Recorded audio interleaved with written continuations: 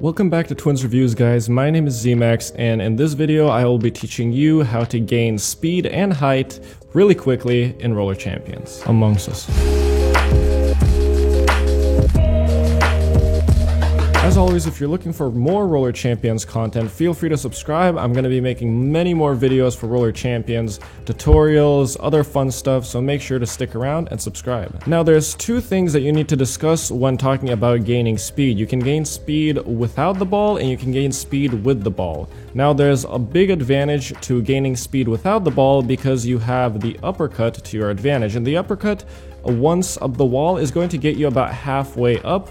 All you need to do is just pump down and uppercut again, and you're going to pretty much get very high without the ball. So that's not really the focus of this video. We want to talk about gaining speed with the ball because it is a little bit more difficult. And there is one thing more to note: without the ball, you can uppercut into a roundhouse kick, and you're going to pretty much get on the very ceiling. I think that's probably going to be patched because it seems really overpowered, but as you can see, it's fairly easy to do. So it's just going to be the B button and then XA to do the roundhouse kick. Now, gaining speed with the ball has two methods. There's going to be the jumping method, and then there's going to be the ball roll method.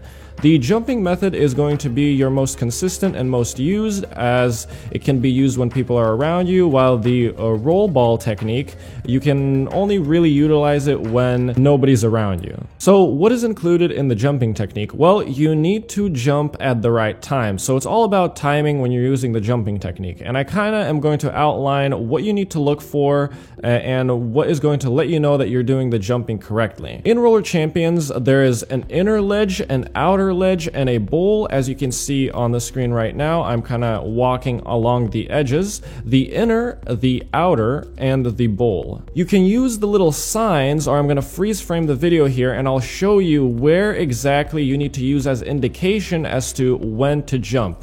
I personally like to use the little signage and the little kind of markings on the wall as to when I need to jump, but I can also highlight them right now on the screen. You typically want to jump right after your skater passes those areas. So you want to jump right after your skater passes the stickers on the wall. Well, they're not stickers, they're sponsors, but right when they pass those markings. So whenever the wall becomes kind of bare and clear, that's when you're going to want to jump. And it's really important to time it correctly, so I do suggest that you go into custom games and try it out for yourself. You can even try it out while you're watching this video. And the key thing that you're going to be looking for when you're jumping is when your skates do not make a noise when you go up the wall. I'll show you an example of skates that are making noise and then skates that are not making noise. Have a listen.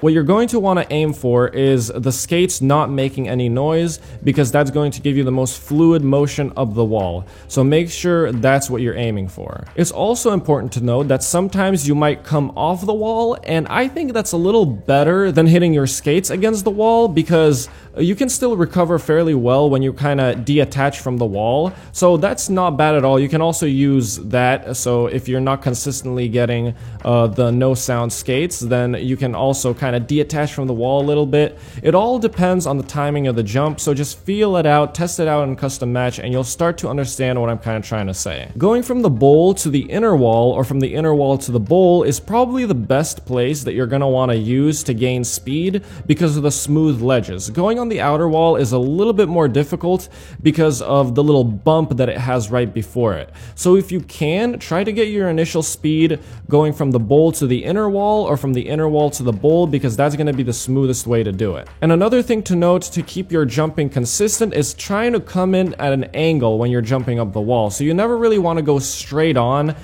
going straight from one wall to the other. You're going to want to avoid that. You're going to want to come in at a slight angle even. A bigger angle is okay, a slight angle is also better, but I found that coming in at an angle gives you more consistency when you're getting the no sound skates jump. The best place to practice your control is going to be going from the center bowl to the inner wall and kind of just doing little U shapes, just back and forth, and you'll start to see that you'll be able to control your skater better as you keep doing it, and you'll be able to get higher and higher on the wall, so I think that's a good little practice mechanic that you can do. Ball rolling is very useful to get your initial speed when there's nobody around you. Like I said before, ball rolling is way more dangerous when there is defenders on you, but if you rarely find yourself in the occasion where you're the only person on a certain side of the rink, then ball rolling up the wall is a pretty good way of getting your initial speed, and I've done it plenty of times already. It works great, so I do encourage you to practice it a little bit in the off chance that you do get kind of some free space in the rink. It's a pretty good mechanic for sure. And all you have to do is just simply ball roll up the wall and just uppercut right into it, or you can grab the ball on the way down after the uppercut as well. If you sometimes, you know, mess it up a little bit, you can still grab the ball on the way down. So it's a pretty great mechanic. And that's pretty much it. Honestly, it's not too difficult if you just practice a little bit. The jumping technique, you just gotta give it a few hours and customs, and I think it's fairly easy, to be honest. It's not like anything too crazy. So hopefully this video helped you, and feel free to leave a like, subscribe, leave a comment, and maybe suggest a video that you'd like to see from me, maybe another tutorial or something like that. But as always, I do really appreciate you watching, and until next time, I'll see you guys later.